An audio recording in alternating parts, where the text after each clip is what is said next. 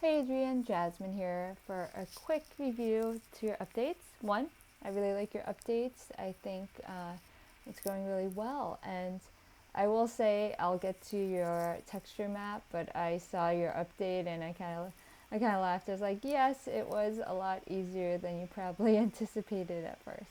So let's do this. Let's look at your procedural texture. I see that you added some more color variation, which I think is great. And I'm definitely seeing it here. I'm looking at your reference and thank you. Yes, I do like the new style where the reference is side by side. It makes it really easy to evaluate and compare. The one thing I am noticing where, you're doing a great job of matching the color is that your lighter color is a very distinct ring, where the color here in your reference of the light color is more organic. It's more like a gradual grad in a way. Like if you squint, I'm like squinting my eyes now, and if I squint, I see like a very distinct circle, where here it's not a circle like that. It's more of like I'm seeing the light area. It's just more organic and gradual. So I make that transition more gradual. But then on the flip side, I am seeing this dark ring here very distinctly when I squint, where here in yours, it's actually the opposite. So it's more gradual. So I would, flip it around, make what the kind of the grad that you're going here, like let's put it onto the lighter side, and then like the distinct circle that you have going on for the lighter area, let's make that for the darker area too. So you have this more like dark outline almost here. And as for texture and noise, I think maybe we've gone too far. I feel like it's getting a little mucky in there. So let's pull back. And I think like the scale is a little bit too tight in yours compared to the reference. So let's pull back on the noise and bring it back, and let's match the scale here before adding anything else. So yeah, overall I think this is looking great.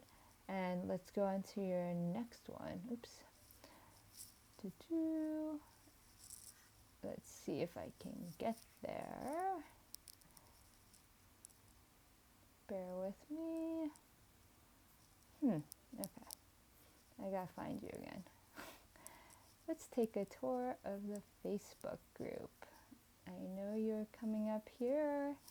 I feel like it's really close, and there he is. Okay, perfect. So here we are, and I am looking, apologies, this is cut off here, but we don't need to see the map texture. So one, yes, this is probably a lot easier than trying to hand draw this yourself.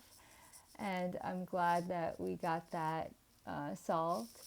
And looking at this, let's see, you had to do some warping of the texture to fit. Yeah, I'm seeing a little bit of the warping, but it should be okay. I would I'm looking at it from afar, and I think it's fine. I would maybe try to bring this area in more if you can. So this is a little bit smaller, the circle, this area that I'm pointing to. But overall, it's also depending on how close you are to it. But like that, the fact that this is so close to the edge here, where I'm looking at the reference, and it really never gets that close. You're getting a nice little buffer margin here. So I'd try to pull that in even further. And I will say, yes, the bump is definitely feeling way too rough, and I would pull back because it's feeling, because like there is a bump here, but you're not. It's almost like too crisp, your bump. So either one, you can pull back from it, but also try adding like just a pixel blur, like a subtle blur to it to just soften it all together, and I think that would really help. Another thing that I would say is I'm trying to remember now, is the pupil a separate piece of geo, or is that in the texture map? But either way, it's looking, I don't know if this has to do with your distortion and warping, but looking at it, it's like not a perfect circle, right? And at first I didn't notice it, but now that I see it, I can't unsee it.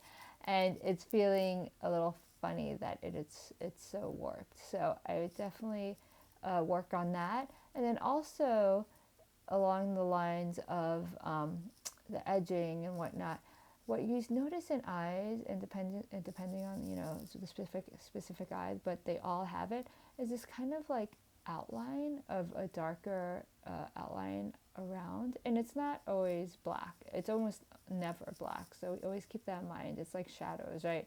Shadows are almost never black. It's always a shade of some color.